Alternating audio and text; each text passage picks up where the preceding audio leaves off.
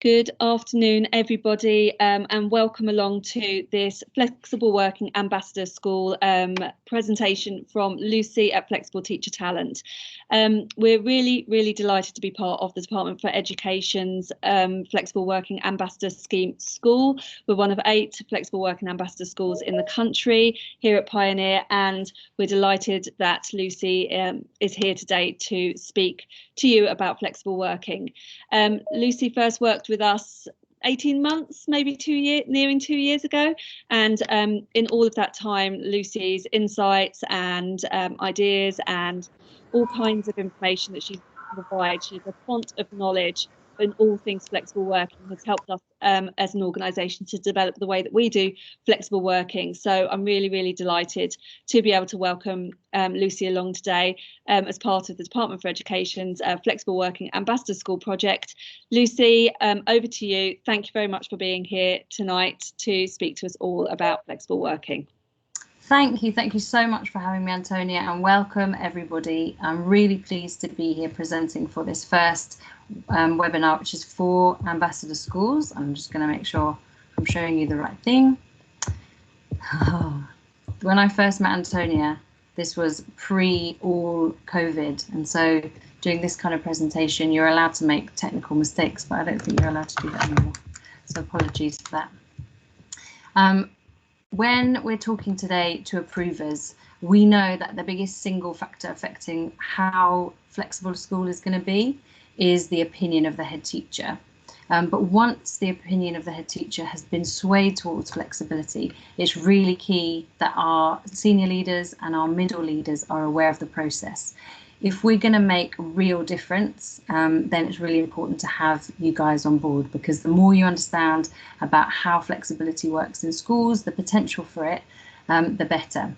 You're in a unique position of knowing the skills of your team, as well as the priorities of the organisation within your area, whether that's your department or your pastoral role. And marrying those two things together is really key in making sure that you're choosing the right kind of flexibility for your school, and that you're offering the right kind of flexibility. So we're going to talk a little bit about that as we go through. It's not going to be a particularly interactive session. That might be a sigh of relief for people at the end of a very long wet play day, or it might be something that you'd rather be interactive. We haven't got a chat function on here, but I am going to ask you at each point to kind of reflect and just make a couple of notes, so that at the end, when there's questions, you're kind of bringing something which is really contextually key for you. And so hopefully that question session will be really useful. So I've put talking about proactive versus reactive model. At the moment, I think it's fair to say that most schools are a reactive model. We react to individual requests, and most of those requests are coming from people who have just returned from maternity, or they're for retirees, or they're for people who are either coming back from or about to go on long-term sick leave. So the majority of schools are in a reactive model. That can mean that the people requesting flexible working might be at probably sometimes the most vulnerable points in their life. Some of them are going to be extremely tired. And so if we're working on a reactive model, we're asking some of our most vulnerable staff to kind of carry the burden of making flexible working work. And I think more and more, and certainly sort of for the last 2 years, we've advocated a model where you're proactive.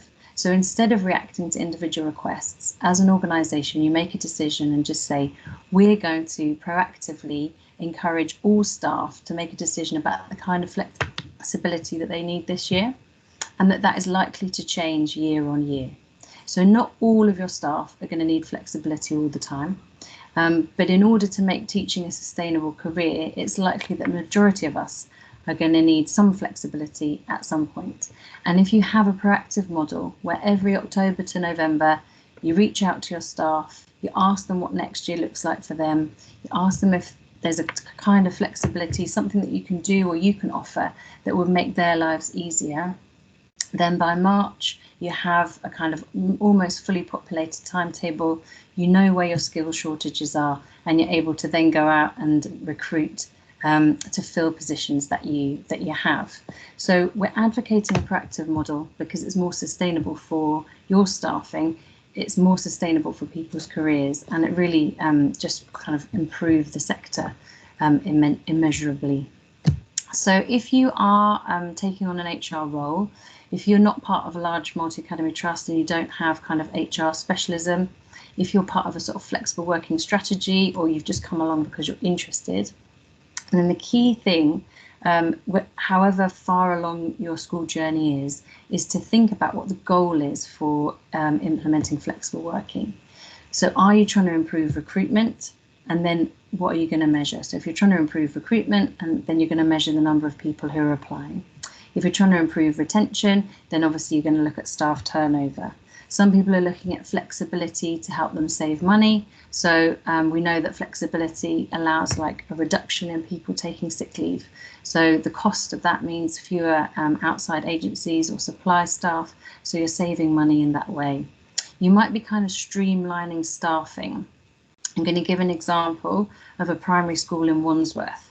Now, this head teacher was not looking particularly to be more flexible, but she was looking to save money because she knew that there were kind of cuts coming, and she was going to have a reduced intake for the following year because the new primary had opened up close to her.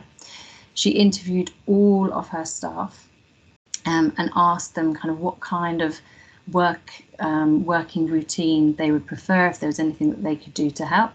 She said that quite a lot of her younger staff who were really loyal to the school actually offered to work less. And she said that she wasn't going to request most of those applications because she wants them to be able to afford to pay a mortgage. So she said, you know, I want you to be working full time so that you can live here and you can still work for me. But she did talk to some of her senior staff who've been doing the role for a long time, and a couple of her more senior staff moved down to 4 days per week. So she's got senior staff who are very experienced, able to do their role in a shorter amount of time. She's cut their salary. Herself, she's a teacher of the Year 6 class and shares that with another teacher. And she has gone down to 9 days out of every fortnight. And then the final thing is that they began to look at how their year groups were staffed. So they had quite a number of teachers who had previously been on maternity, who were working part-time, or who had a kind of job share arrangement. They looked at all of the year groups, and in some year groups they had kind of 3 teachers attached to those year groups. They were able to say and change the kind of perception of parents and children. So instead of having, there are 2 form-entry schools, I should say. So instead of having 3 teachers or 1 teacher per class and an extra, the children said, well, these 3 teachers are my teachers. So the impact of that meant that they saved 60 grand in salary. She hasn't spent a penny on supply because all of her staff work together to ensure that everything is covered. She said she has not received 1 request for like an early leaving, or leaving to go earlier for the weekend, or leaving to go earlier on holiday, and that within the staff they've managed to kind of work those things out. So having that kind of proactive model and asking your teachers what it is they want, it can seem scary for your head teachers. And one of the biggest kind of barriers is this idea that, you know, the floodgates are going to open and what will people request? And what we know from working with head teachers is that they're always pleasantly surprised. And there's a panic that everybody will ask for Friday off. That's what happens in other sectors, but other sectors don't have the amount of kind of regular, longer holidays that we have. And so that 3-day weekend isn't as much of a draw as it would be in another sector. So you don't have a big barrage of people asking for Fridays off. And usually what people request is really small. I'll go on to talk about kind of part-time a bit later on, but the majority of people aren't able to afford with their outgoings to massively reduce their salary. So it's often about making very small changes for people so that they can then kind of sustainably continue working for your organisation. So think about why it is you're changing, so and why you're trying to implement more flexibility, why you're trying to increase the amount of flexibility, and then think about what you're going to measure. So I'll just kind of give you a minute to kind of note that down.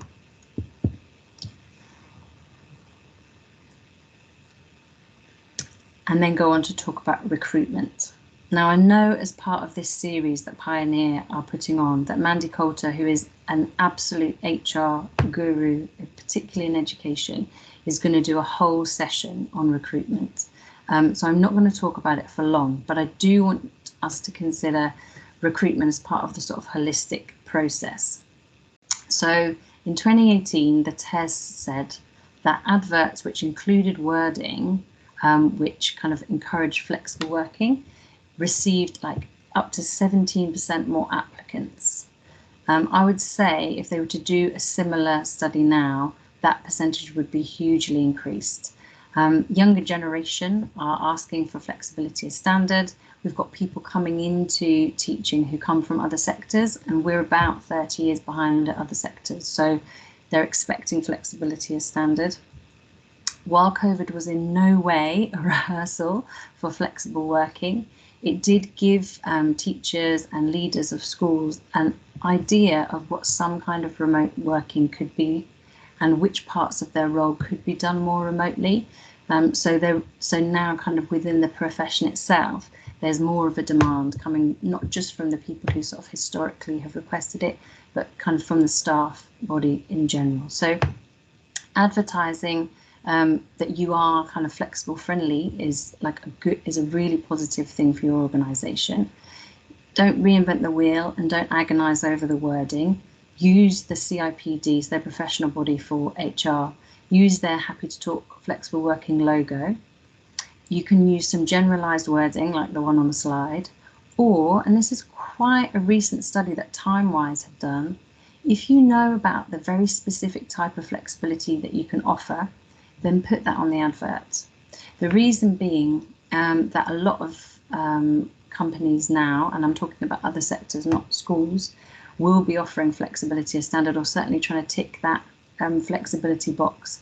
And when there's a kind of broad wording, people might worry that it's just a box that's being ticked and you don't really mean it.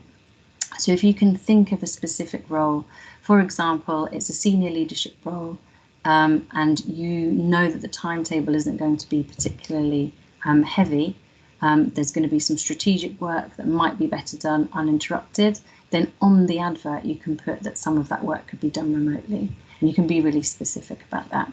So use the ideas which are on the slide, but make sure that recruitment is part of your kind of whole move towards flexibility. And if you're not already including wording, then begin to and start to see how that has an impact on the amount of people that apply in the first place, and then the kind of quality of applicants, because at the end of the day, we want effective teachers in our classroom. A very quick story about recruitment. This is for a brand new school, so I realise it's slightly different. This is from Sue Plant, who's the head teacher at John Taylor Free School. This is in Burton-on-Trent, and it was an area which was kind of struggling to recruit. She put out an advert saying that there would be a new school and that all flexible working requests would be considered. And at the initial meeting, she had 400 people attend. This is pre-COVID and it was in person. They then had interviews for all of the roles, and for kind of maths teachers, she was getting like more than 25 applicants. For roles which historically don't have many applicants, like a music teacher or physics, she had kind of 6 to 8 applicants, which in the area was particularly impressive. She had a fully staffed school ready for the opening. She hadn't spent a penny on recruitment, apart from kind of holding the meetings. She hadn't spent anything on advertising. She just kind of put it on the local authority website.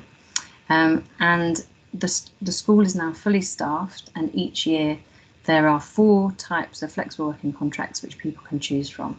So I know that obviously is an example of a school where it was a brand new startup, so situation is slightly different, but start to include this, and I think you'll begin to see the difference in who's kind of coming to you through the application process. So retention. I've said already that it's about keeping effective teachers in the classroom, and we always go back to the Sutton Trust, the report of 2011, which just said, far and away, the biggest single factor affecting our pupil progress is having effective teachers in the classroom, and that's what we want. We want to recruit and retain the most effective staff. We love the NFA. I love the NFA because I speak to people anecdotally and I hear kind of the same story and over, and then the NFA go and produce a beautiful report with lovely graphs and diagrams which help to back up everything that we've sort of thought anecdotally, which is always wonderful. So the graph or the diagram that I've included is about what people do when they leave the teaching profession. So we know that the biggest single groups leaving are retirees. First of all, that's our biggest group. And think for a minute about that wealth of experience that might be being lost if people are retiring slightly earlier than they would like to. So if you have a very experienced teacher or head teacher, maybe they're not a senior leader, maybe they've always been a classroom practitioner, and they're getting to the point where maybe a full week is just not sustainable, or they've got grandchildren now, or they're wanting to go and do things outside of school time, we're definitely losing a huge amount of expertise if we're not allowing a bit of flexibility towards the end of people's profession. I know that people's pension will have an impact on that. So obviously there was a change, and if people want to end on a certain salary, then that's going to make a difference. But we're coming up to the point where there's going to be people retiring for whom the end salary is not going to have such a factor. And so thinking about retaining that wisdom and the expertise for a little bit longer is really worthwhile. Our second biggest group leaving are women aged 30 to 39, so that's 6,000 a year. It's a figure that kind of, I could have been part of. Lindsey, who is part of the organisation, co-founder of Flexible Teacher Talent, we always say we're at risk of being in that group. Per school, it's about 2 to 3 people per school. So we've got a responsibility as a profession to hold on to those people, or at least to give them a choice which is viable. So if you're asking people to choose between, their own children or the children that they teach, you know what the answer is going to be. And if you're not allowing people to work flexibly, even temporarily, while they organise the logistics, then that can be really problematic in terms of career progression. The reason I've chosen it is because it shows that for that particular group of people, 4 years after they've left, it's the flexibility that they're seeking. So they're not wanting to necessarily even leave the education profession. Sometimes they might step down, but it's the flexibility that comes with the role that they've stepped down to, which allows them to continue working, and that is what they're seeking. So think about who you're losing. Think about whether your school genuinely has an honest and trusting policy for when people are leaving. So do you conduct exit interviews? And are those done with somebody who's perhaps outside of the line management situation? Do you have a real picture of why people are leaving? Are people kind of honest about it? And I say that because I know that I've certainly sat in meetings with people representing, and I know they haven't given the real reason to the organisation. And I've been in a meeting myself and said, I just need to do X, Y, and Z, which is part of the fuel for starting all of this work. So do you have an exit interview process where people are giving you real reasons why they're leaving? And then are you reacting to that and making sure that you're not losing those kind of 2 to 3 out of the 6,000? We've got to stop hemorrhaging talent. We've got to stop losing people from the profession. So think about who has left your organisation and then why that might be.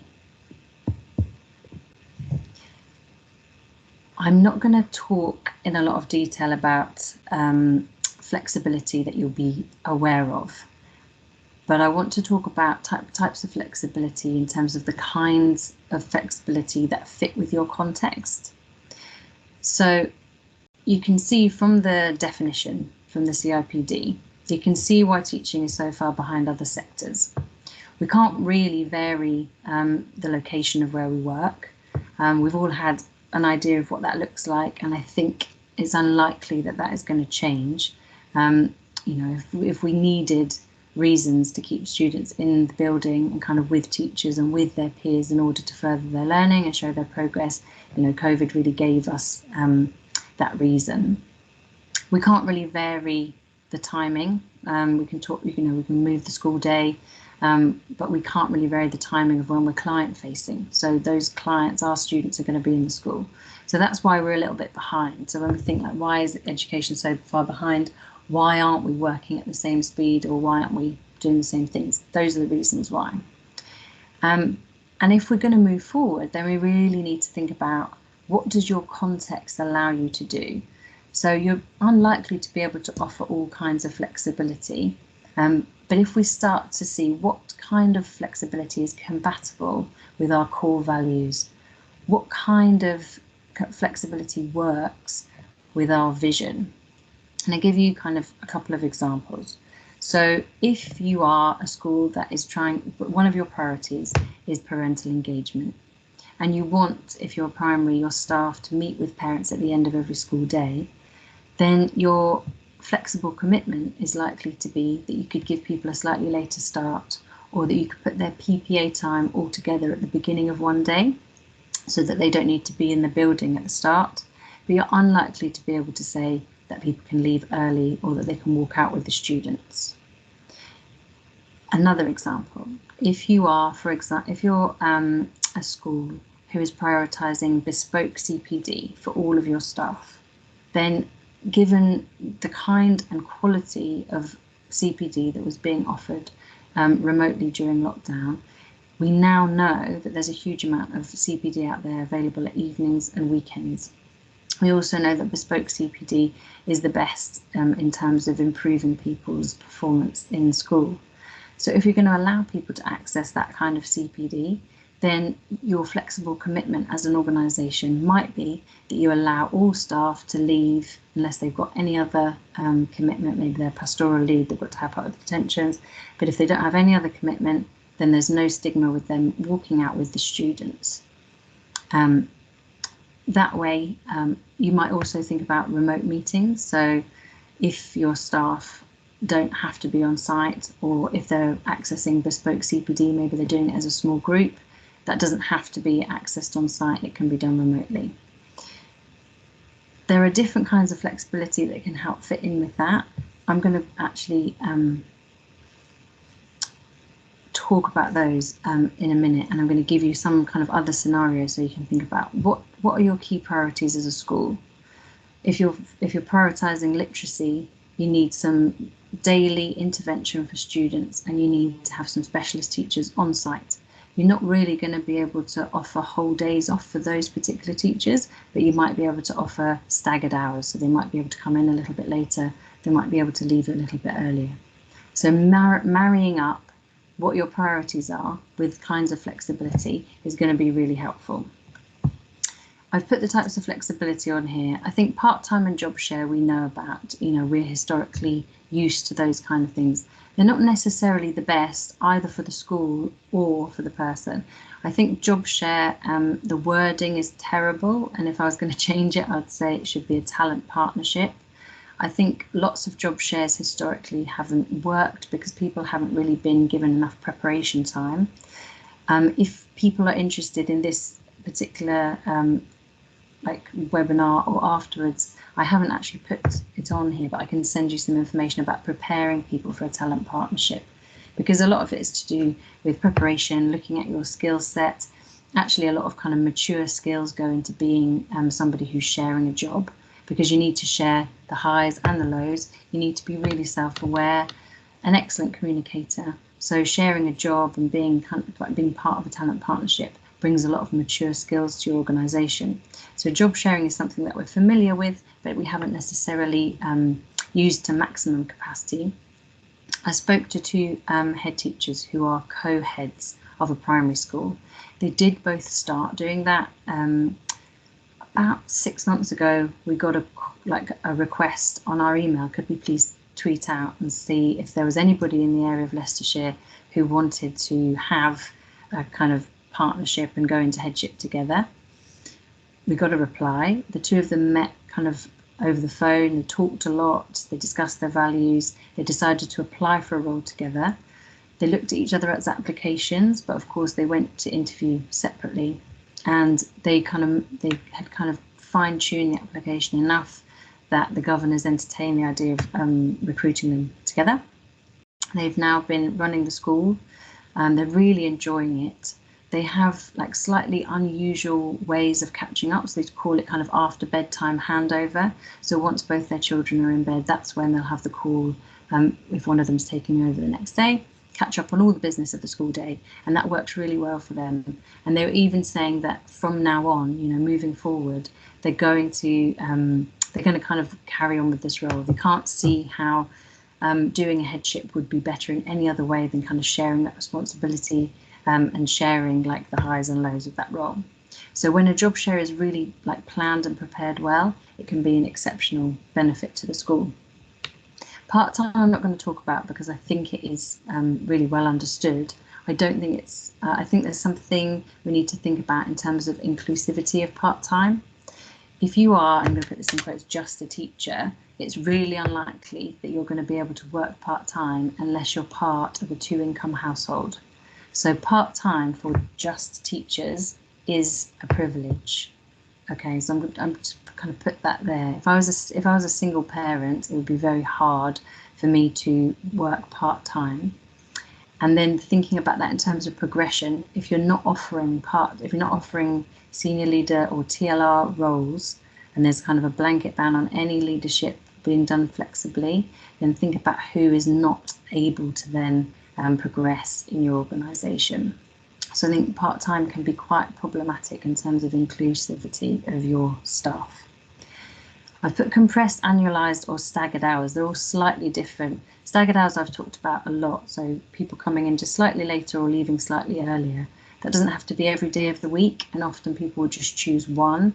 The most common time that's asked for is obviously parents who might want to drop off or pick their own children up from school. And another one is when people have older parents. Maybe their parents are not very well, or they're in a home, or they're in care, and they are most lucid in the morning. So we have people who, like, that's the ideal time, would just be have one morning where they're able to go in and see their parent at a time when they're most lucid, without that being, you know, taking over the whole weekend. Or perhaps sometimes care homes are a bit less flexible the weekend, or they're busier. So being able to go in kind of on a Wednesday morning and see your mum or dad is like a huge benefit. It's also not going to be something that's going to last forever. And so it can be a really humane way of like just looking after your staff. And we also have people think about it if they've got a particular gym class. So sometimes there's like a particular gym class, a choir that they're a part of, something that they joined during maternity leave or while they've been on a career break that they really enjoy. And if they're still able to do that as well as working, then that's ideal. There are also specialist teachers of music, design, graphics. I'm trying to think of anybody else, session musicians who want to keep working with other professionals. So people who want to go in and work with other musicians and then come into school. And if we're thinking about if our priority is to keep up to date with industry, perhaps we're running courses where keeping up to date with industry is really important. You might have people who are still working in industry who have trained to teach, and so you're going to allow a bit of flexibility with staggered hours. So they might be working somewhere in industry and then coming into you. Annualised hours is really helpful if you've got staff who are putting on productions. So your music staff, your drama staff, anybody who's involved in those sort of big productions at Christmas and at the end of the year, where we know that they're going to peak hours or go well over and beyond what's normally required, just particularly for those productions. And if we know that's going to happen, then we need to think in advance. Are we going to remunerate them effectively for those extra hours, or are we going to give them some time off in lieu, either before or after? And kind of, as we know that people are giving more at that time, how are we kind of compensating them in a flexible way? Compressed hours, I talked about it with the school in Wandsworth, so where people are able to do a role in a shorter amount of time. Sometimes people, and it will be an arrangement with the school, so some people you may still pay the full salary, but they're simply not on site for those 4 days. It may be that the salary is reduced and that they can simply do that role in less time. Time off in lieu, I'm going to talk about a little bit more, but it's particularly useful if you've got somebody who's working part-time and then an inset day or an evening, parents' evening, falls on the time when they would not normally work. They actually don't have any legal obligation to come in on that day, although, of course, it's much more sensible to come in whilst all the parents are there. So people who work part-time are usually going to come in and join that parents' evening or come into the inset day. Obviously now, the previously impossibility of attending an inset remotely is like over. So people, they can attend remotely, they can come in and be paid overtime. Or you might think about giving them time off in lieu if they've come in for the day. And I'm going to talk a bit more about inset later on. Remote working, we've all had a bit of a taster of, and there's certain things for which it's really useful. Does everybody need to be like in the building for that Monday morning briefing? Is that just an information exercise? In which case, is it necessary for people to be there in person? Can people join remotely? And then personal days, I've put there like a really broad church. So some schools will offer holiday, like a kind of duvet day, a Christmas shopping day. We've had schools where they reward attendance, so maybe 100% attendance. And then at the end of that school year, if your attendance is high as a teacher, you might be able to leave the school year slightly earlier. Now, that might sound ridiculous, but there are teachers, overseas trained teachers, or if there are teachers who've got family abroad, and being able to leave 2 days earlier than the summer holiday has a massive financial benefit to them. So thinking about how those personal days might work for you is kind of really key. But like I said at the beginning of this quite long slide now, the context is, and then so we're able to offer. I'm going to put up a couple of examples and then think about how they work for your school.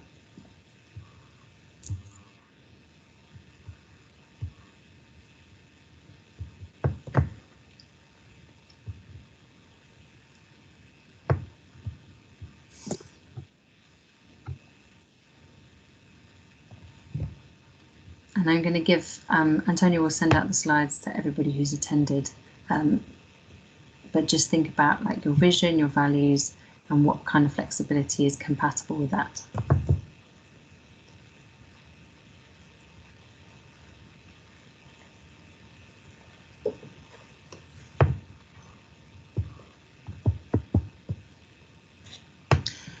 Okay, policy writing is not everybody's, it's not the most exciting thing in the world. But the key thing about it is, of course, you can get an out-of-the-box policy. You can use the one that your Matt uses. You can get one from the LA. They're kind of bog standard policies about flexible working, where it's very simple what you need to include.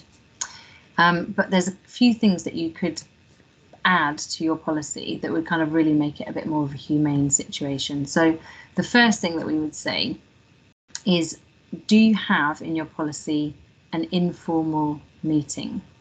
And people can be a bit panicky about this, because what if something's promised in the meeting that we then can't deliver? But actually, and I think for this audience particularly, you are line managers of people for whom you know much better probably than somebody who's slightly higher up how well any kind of flexibility is going to work in your team.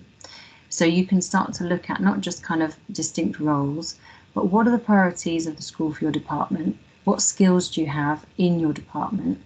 And if you had a meeting with somebody in advance of them writing a statutory request, would you be able to iron out some of those problems, and do they need to make a proper flexible working request? You're also best placed to listen to their reason, and this is really kind of again where it comes back to trust and honest and open communication. If somebody is coming to you and saying, I need to work more flexibly because I'm unable to manage the workload as it stands, then that needs to be a wider conversation with the school. We can't, or we shouldn't have people like looking or opting to work flexibly and then catching up on their work on their day off. So if there's a kind of workload issue, then at that initial informal meeting, that can probably be ironed out. And it may be that there's like a temporary solution. It may be that you can look at their role and divide it up among the team. It may be that you look at the TLR or the responsibility itself and say, well, kind of, why is this an unmanageable like post? Is there a way of dividing it up and sharing it? And are there parts of the role that this person is particularly skilled at and we want them to keep doing? And can we kind of divide it up? Sorry, I've sort of said that 3 times now, divide it up. But that initial meeting is really important, because you know what you need from your team, and you may negate the need for a flexible working request altogether by having that kind of open and honest dialogue. When you're looking at the policy, we want to make sure that you've included some guidance for people who are writing it. So quite often it's not really until the meeting that the person who's made the request realizes what the organisation need to know. So I think in that policy, be really explicit. You know, write that you want the students to be put at the centre of any request that's made. Write that you want them to include some suggestions or alternatives of how their responsibility is going to be, for example, divided up whilst they're not there. Be really explicit with people about what kind of information you need them to include, and then trust that they will include it, because people will have been thinking about this for a lot longer and in quite a lot of detail, and sometimes at sort of 2 a.m.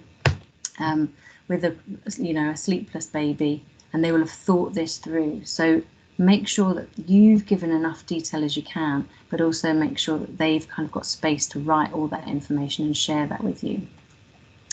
The other thing is that at the moment, every 12 months is the kind of guidance. So people can make a flexible working request every 12 months. You might not be as excited as I am about the news that came out last week and the DFE consultation, which began on Monday, which one of the recommendations is that people are allowed to make a request from day one, and another recommendation is that they will be allowed to make more than one request every 12 months. At the beginning of the presentation, I talked about people being proactive. If you're thinking about being proactive, there's no harm in saying every October you could put in a request plus and or any other time. So obviously people's circumstances are going to dictate that they may have to make a request randomly, but if you, the more that you can be proactive about when those requests take place, then the better. You might also want to include, we always say to people who are making a request, you know, be flexible about the day. Don't say I have to work, you know, I need to have Wednesdays off. Be flexible about the days off, but also be flexible about the variance. So say that, you know, that your minimum would be 0.6 and your maximum would be 0.8, because then you've got a bit of flexibility when you come to the meeting to talk about what is and isn't possible for that particular request. I'm going to go into the law, and so I'm going to have one drink of water before we talk about the laws around flexible working.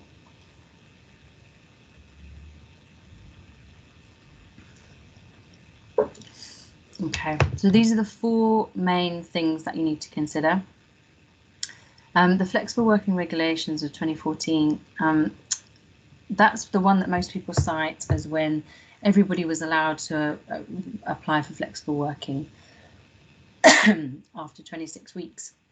But parents and carers have been allowed to since 2003, and actually there was a Working People's Act in 1996 that said that everybody could apply for flexible working.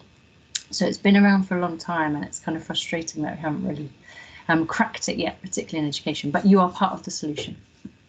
So the flexible working regulations is really simple. It just says that everyone can make a request. They can do it once a year, and that's after 26 weeks of service. But as I said, that's very likely to change over the next year.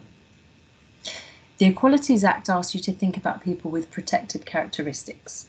Now, nobody is going around explicitly discriminating against people who are older. Really sorry.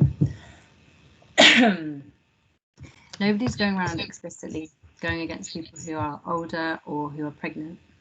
But just think about who's applying for flexible working requests, and how much implicitly, if you're not accepting those requests, you are discriminating against protected characteristics. So it's not something to get kind of tangled up about and fret. And I think that sometimes that's the reason why these meetings are taken by more senior members of staff who perhaps don't necessarily know how the flexibility would work in the department. But it is worth kind of considering who's leaving and who's making a request and whose requests are denied. I'm just going to take a minute. I'm really sorry. Has anyone got any questions while I just kind of take a minute and drink some water? I don't know if Antonia can see if your hands are up. No hands up at the moment. That's all right, that's fine.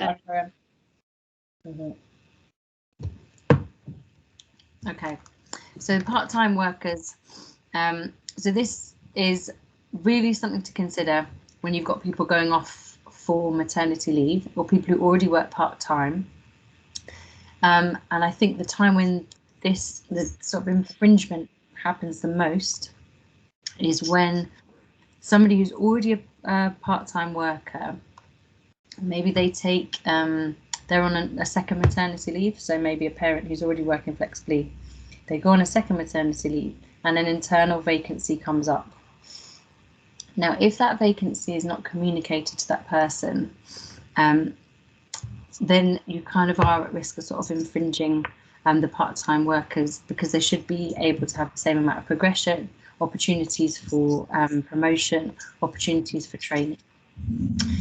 If you aren't already, then I would join up to the MTPT project. I would certainly recommend it to all your staff who are going on maternity leave. Emma Shepherd is the co-founder of an organisation, this MTPT project, which offers kind of accreditation to new parents. So they take the knowledge that they've learned from being parents and take it back into school. And she also offers coaching for parents without really any extra cost to the school. So it's a model where you use money for one of the kit days, so keeping in touch days coming back after maternity, and that money is then used to pay a professional coach. They've got kind of figures which really positively prove retention of people coming back after maternity. And one of their best bits of advice is, before somebody's going for maternity leave, ensure that you have points of communication. So when are you going to communicate with people, and how are you going to communicate with them? And that usually means with a personal email address, and that internal vacancies should be advertised to people on their personal email address, because there should be no expectation that that person is going to be checking their work email while they're off. The school teachers' paying conditions is kind of like underpins everything that we do. So all of these kind of fit in with that. It's also worth noting that all of these three bodies, you know, kind of key bodies in school, they all kind of share and promote flexible working. Ofsted, the National Governance Association, and National Association of Head Teachers. We often find governors are particularly positive about flexible working. The governors of your school will work in industry where CEOs have been working flexibly for a really long time. So governors, we find, are really positive about flexible working, and they may actually have expertise in flexible working that you didn't realise. So it's worth kind of tapping up your governors, finding out which, you know, where they work, flexible, what the flexibility is like. And governors will often be surprised at how little flexibility is afforded in school. So it's really worth talking to your governors about that. In terms of the process, I'm going to run through this quite quickly, but just make everything really clear. So be clear about why you're having meetings when you're having them. If there's a delay, be really clear and explicit about it. I think most of these requests are often made when people are away from school. So if you're on long-term sick leave, if you're on maternity leave, if you are coming back from an illness, or if you've had a long-time career break and you're making this kind of request, then you are likely to be feeling quite vulnerable, and you may make assumptions about how and why things are being done.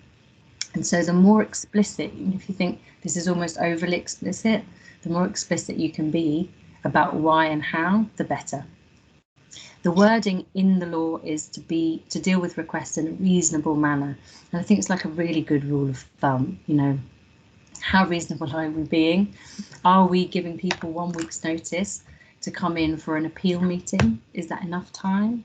If we're saying that people should come in for an appeal meeting, are they allowed to bring somebody with them? Is 1 week's notice enough time to get somebody who can kind of support them? Probably not. So think about like the reasonable manner. Think about what that looks like for you in your busy school day, but also what that looks like for somebody at home. I've put that you've got to assess advantages and disadvantages, and that is like a part of the law.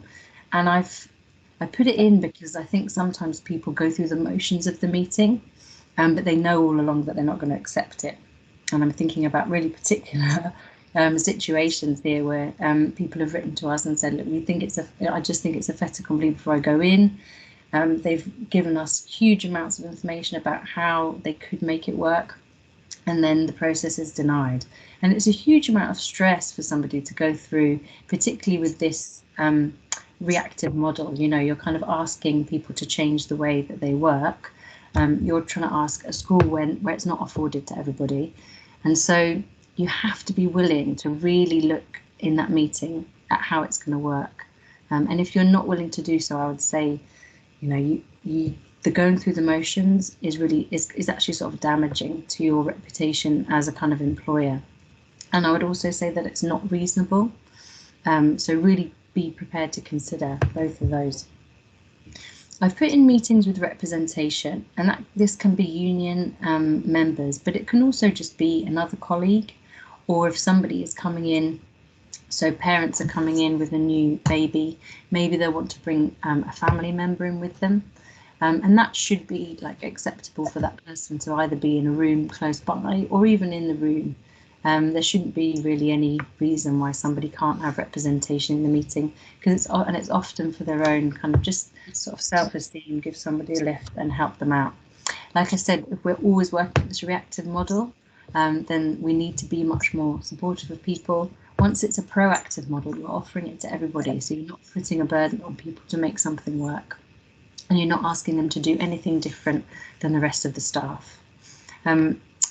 I've gone through in detail about the must not discriminate and how I have to be careful about implicitly doing so. In the law, it does say that it has to take no more than 3 months, but I would say, if at all possible, make it shorter. If you've got people who are applying for a flexible working post and they're trying to also navigate childcare or respite care or care for an elderly person, then the sooner you can give them a decision, of course, then the better. And really, as much as possible, don't let it go over from one school year to the next. One suggestion is to also offer people who are going on maternity a meeting in advance with their potential solution, and then another meeting once they've had their child. I say this because often circumstances change completely, and what you thought you wanted in advance of having a child may change dramatically. So offering 2 meetings might help, and then obviously being able to say yes or no within the 3 months or sooner is really helpful. If you're going to agree the application, then your only responsibility is to put it in writing. So you just need to get it written into their contract. If you're going to put in there that it's temporary or that it will be reviewed within a year, then again, be really explicit about why that is. Quite often people will come away from that quite stressed. So there'll be like a burden on me to make sure this works. And it may be a completely different reason. So it may just be that you want to see how it works so that you can offer it to other people. And you're putting it in as temporary because you think there might be a different kind of flexibility that you could offer. Be really explicit about that. People won't know. But if you're going to have kind of a like review, we'll review in a year, then just be kind of clear about what the criteria are for that continuing. I've talked a little bit about inset. TLR is another kind of slightly sticky point. So we're currently in negotiation with all of the unions and the DFE to change the wording on their payment conditions about TLRs. Because at the moment there's a sort of blanket assumption that TLRs would have to be reduced or removed if somebody works flexibly. Obviously, there are really enlightened schools who are not doing that. They're looking at individual circumstances. But you cannot say that blanket TLR will be removed if you're working flexibly, nor can you insist that somebody completes the full TLR if they're reducing their hours. So it really has to be an individual conversation. And again, it depends on, it sort of demands so much about relationships and trust within your staff. And the more you can talk to somebody about, you know, would you like to keep some of the TLR? Do you want the whole TLR? you know, how much of it can you reasonably do? Are there parts of it that you'd like to give to your team? Are there sustainable opportunities where we can start giving other people in the department a bit more responsibility on the day when you're not there? All of those kind of conversations are really key, but it's bespoke and it's about the individuals in your team. And you shouldn't kind of be insisting on the blanket either one or the other. Performance management I've put in because sometimes if someone's working flexibly, usually the timescales, you know, there's not really a problem in terms of when information about observations or a particular performance management appraisal system is going to happen. But if there's an observation, for example, and it lands on a Thursday and then that person doesn't work again until the Monday, and there's no opportunity for feedback before then, that can be kind of a real cause of stress. So just being kind of mindful of those sorts of things. And I've talked about the trial period. If you're going to deny the application, then again, just be very, very clear. And I think that's probably where we lose the most people, is if an application has been denied, a reason has been given, and the reason is sort of just broad, and it's from that list of 8. There are 8 quite broad reasons, one of them being like, it doesn't fit the business case of the organisation. Both the DfE consultation and the government recommendations that flexible working is available to everybody will probably reduce that number of reasons that people can give for not working flexibly, and it will also insist that you're very specific about why. And it will probably come down to, you know, if you're not working on an oil rig, why can't this be done, you know, remotely? There's going to, you know, the government have been sort of pushed forward, I think, in this by COVID. And so I think we need to kind of be ready to not give blanket responses for why a request has been denied. The appeals process is not obligatory. You don't have to offer an appeals process, but it is good practice. And it's good practice because it gives both of you an opportunity to think about what were the, you know, what did they say in the meeting? What did I not kind of cover?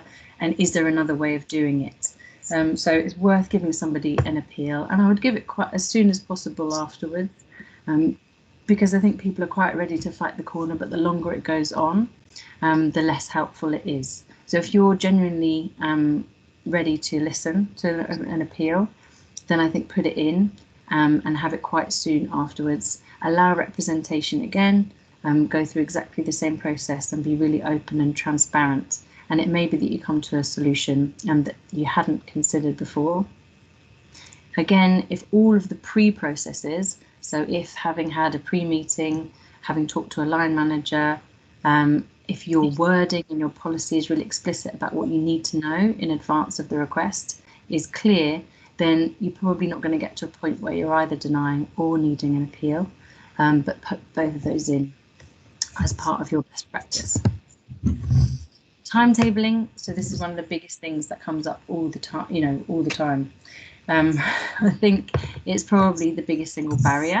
I've worked with some incredible timetablers,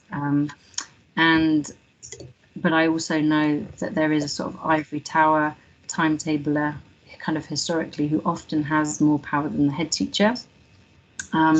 And in situations like that, you are as kind of a gatekeeper of either that kind of timetabler or the software that your school is using. Sims, which lots of schools use, was not originally designed as a timetabling software. And so, you know, 90% of schools using it, I think a couple of years ago, there's a lot of people using timetabling software that just isn't up to date. I'm not suggesting you go and spend a huge amount of money, but I would investigate kind of algorithm software. I'm not paid by Edval, I promise, but Edval is one company who they basically cover most of Australia and New Zealand, and they're kind of, you know, they've come over to Europe, but they're using algorithm software. And the key thing about it is that you can change scenarios at the touch of a button. So you can quite easily see, well, what if we then move that year 9 group and put them first thing on Friday? And what if we go back to that and let's look at 5 different scenarios? You can be really specific about the kind of information that you put in. So you can put kind of your priorities for which teachers teach which class. There are kind of reports that you can run. So you can run things and they've kind of looked at like how timetabling can help improve and prevent bullying. So there's kind of a huge amount of stuff that you can put into the algorithm that allows you to be really detailed and really intentional about how you're timetabling, not just which rooms and which people and where, but actually as a kind of school body, what are we trying to improve? Are we trying to reduce movement? Are we trying to have year 11, you know, having the core first thing in the morning? All of those kind of things that schools do as standard, but you're able to kind of put a lot more information in at the beginning. If you're not using anything particularly fancy, then I've just put kind of suggestions on the slide. So timetable of flexible workers in first. They're usually put in last, and so they end up having kind of any room that's free, any class that's left over, and actually that sort of doesn't really help anybody, because they're then sharing classes with maybe 5 or 6 different members of staff, and 5 or 6 members of staff from that department are then having to talk to them, and it just isn't very time efficient. Think also about kind of how you can save workload. So if a teacher is going to be working part-time, can they teach 3 different year 8 classes and then a year 10 and a year 12, rather than kind of 1 year 7, 1 year 8, 1 year 9, you know, and so on. So just kind of think about, is there a way of giving them a number of classes in the same year group, so that they're kind of planning matches actually the amount of time that they're in school. And then where possible, think about if you can pair teachers up with somebody. So if a part-time teacher or a flexibly working teacher is able to be partnered up with the same teacher, then each week when they're having a shared classes conversation, it can be about all 3 classes that they share, rather than having multiple conversations with different members of staff. I know people always want more timetabling information, and maybe we'll talk about doing like a full timetabling workshop. Split classes is the other thing that people really worry about and kind of agonize over. I'm yet to find, and I would love to see if anybody has any like academic data that says that split classes are detrimental to pupil outcomes, because I haven't seen any, and it'd be really helpful to see that. But it does seem to be the perception of both teachers, head teachers, certainly the idea that parents will be worried or won't like it is like a really common reason not to have shared classes. I think in the end it often comes down to accountability as well. So who's accountable for those results? Who's accountable for that class's results? There's several things that we can do. So the first thing is just to change the language. Like a split class just seems negative, whereas a shared class is much more the model that people are following when they're learning to teach. So all your initial teacher trainers, all of them, they share a class with you, you know, and they're working with somebody who's more experienced, who knows the curriculum better, and that class is shared between somebody who's learning and somebody who has a bit more experience. And those conversations between those people about those children are hugely valuable, and they're happening regularly. So there's no reason why, if a class is shared between 2 members of staff who sort of have an equal amount of time teaching, why those conversations don't become really, really valuable. And sort of a regular conversation about a group of students that you share can be like hugely productive, and have a huge impact on the students that you're teaching. The second thing that we recommend is, if you're going to be sharing a class, figure out or if there's going to be shared classes, figure out what the stigma is. So what is it that the parents would be worried about specifically? And I always think that this is quite a strange one, because some of the reasons that come back are quite odd, and they can be quite easily sort of rectified. Think about in terms of your own stigma. So why don't you want to share a class? I know that, you know, teachers are quite often quite controlling and want to be responsible for our own classes. And so the idea of sharing with somebody else for all kinds of reasons can be kind of worrying and anxiety inducing. And actually being honest with ourselves about that can be really helpful in terms of kind of making sure that the share works. I've talked about, is it about accountability? At A level, we seem to have no problem with having 2 different teachers. So you might have like a physical geography teacher and a human geography teacher, or macro and microeconomics teachers. In English, you might have literature and language. So we don't have any problems at A level. And we seem to not have a problem with splitting classes in year 7, which ironically is the one time when the students have come from having, you know, maximum of 2 or 3 teachers, and then we often get them into year 7 and maybe they've got kind of a split English class or split geography, or they've got 2 different teachers for languages, because their timetable didn't last. And actually those are the students that need to have the fewest teachers, because they're coming from a setting where they're used to not having as many adults in their life. And I know that there are a couple of software providers where they run a report which is called My Teacher Doesn't Know My Name. And that's where, yes, you know, the report, you'd be able to run the report and say, well, actually, this teacher teaches geography and they also teach PE. Why don't they teach all of those year 7s? And that way you're reducing the number of teachers that student is exposed to. At year 11, we often don't share classes, but at that point, the students know us well, and they would probably be able to cope very well with having 2 different teachers, just like your A-level classes. We suggest, and in the school that I work in now, there's a kind of formal procedure, and a really supportive formal process for staff who are going to be sharing a class. And it begins with a kind of journaling process. So you are kind of asking, like, inquiring questions of yourself. Why is it I don't want to share a class? What am I worried about? What am I excited about? All that kind of stuff. So you go through a kind of journaling process.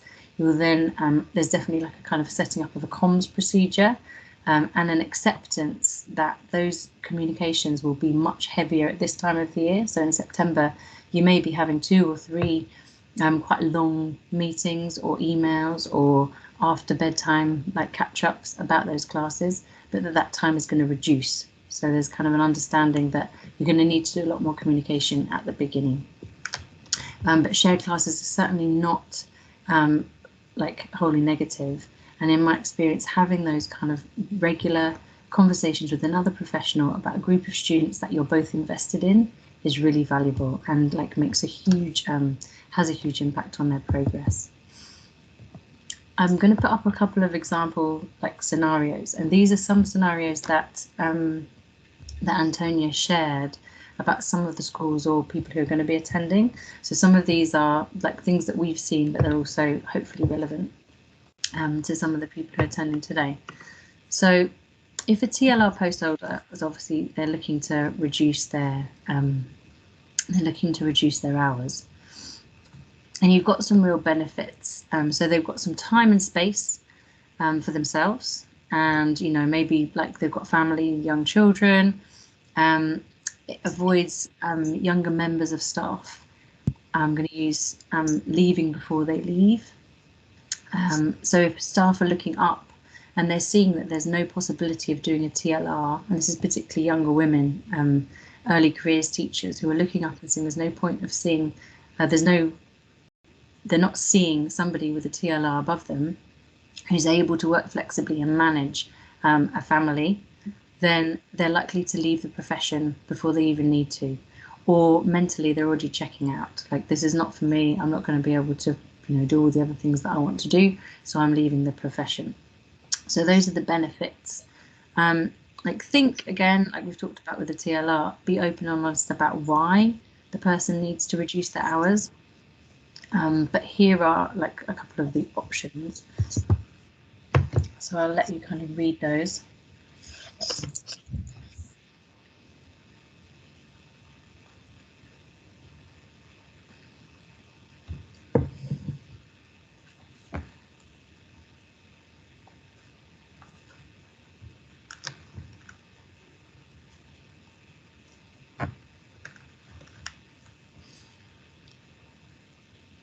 Okay, and like option 1 and 2, they're straightforward, and I've already talked about the kind of current like wrangling with the DFE about the wording.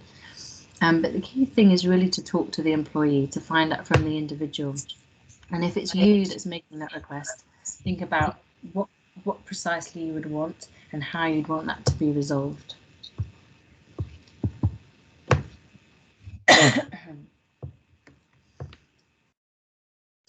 This is another scenario, and this has been quite common actually, particularly as schools have increased the amount of members of SLT who are working flexibly, which is a great thing. but we need to find kind of crossover and communication time. Obviously, the benefits that they have a life outside of school, that they've got time and space to think, that they've got, it's like excellent role modeling for younger members of staff and for like making the career sustainable. So these are some of the suggestions.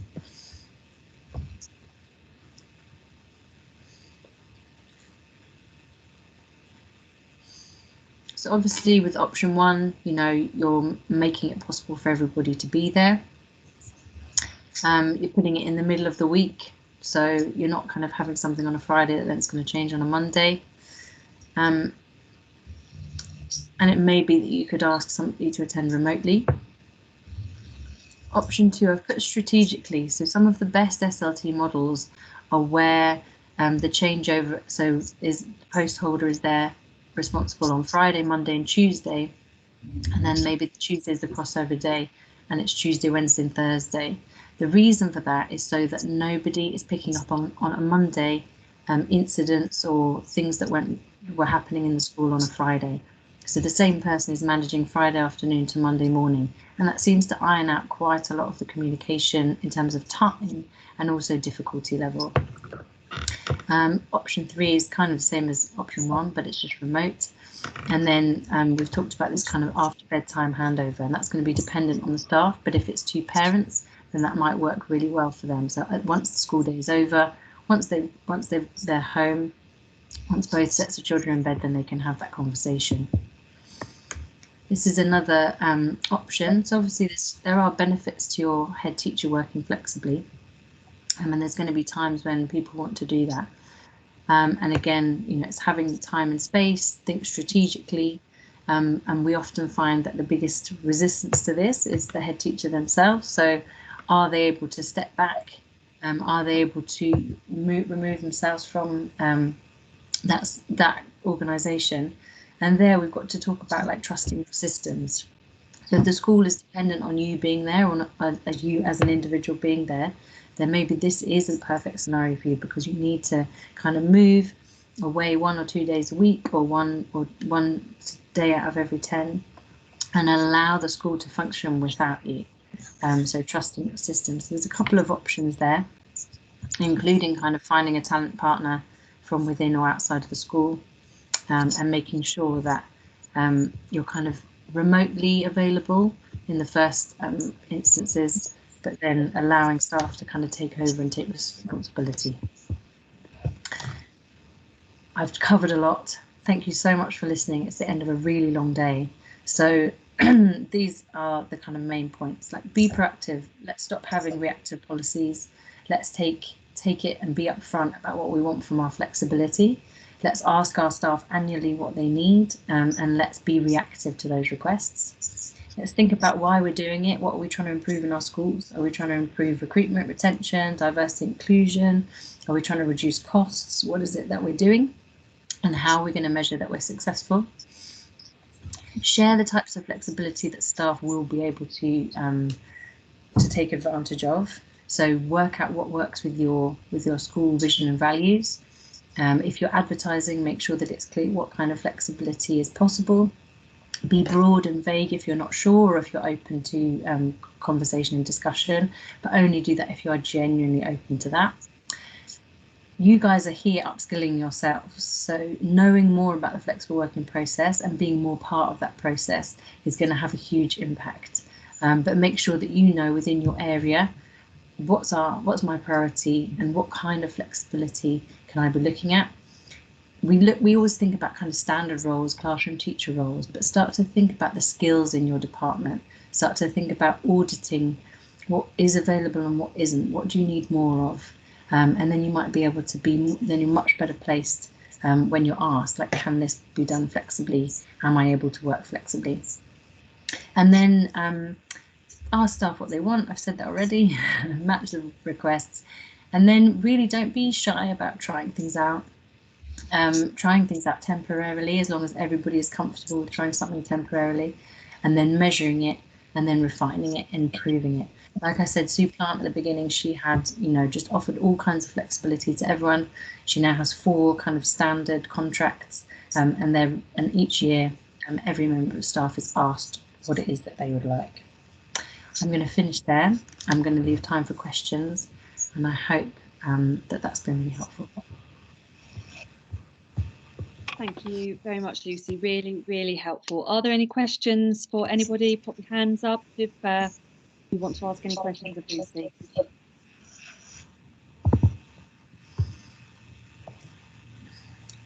I think you might have answered all the questions, Lucy. That's fine. I think I've just put on here Talent Architects is an amazing book by Mandy Coulter if you haven't thought about like skills and expertise in your organization, and what I was just referring to about kind of thinking about skills in your organization, that explains it perfectly. There's chapters in the 10% Braver book, and we've got a book coming out in March, so, and that's on the slide as well. I'll get Antonia to send it to you. There's a few links at the end that are kind of really helpful for kind of further reading or further listening, if that helps. Thank you very, very much, Lucy. It's been really, really informative. Lots of very useful tips on how to increase flexibility, as well as I think what you've touched upon is the really important place in terms of like equality and making sure that our schools are inclusive places for everybody, and that we retain the very best talent that we have in our schools. So thank you very, very much. There are more events to come. Lucy's going to do another event very shortly. We'll make sure that those details are shared with you, where she'll be talking to people who are curious about asking and exploring flexible working for themselves. So please do share that with your teams. Lucy, thank you so much for your time this evening. It's been incredibly useful and helpful, and we couldn't be more grateful to you. So we will all order your book on Amazon and look forward to reading that when it comes out. Thank you very much for joining us. Thank you, everybody. It's lovely to see you all. Thank you.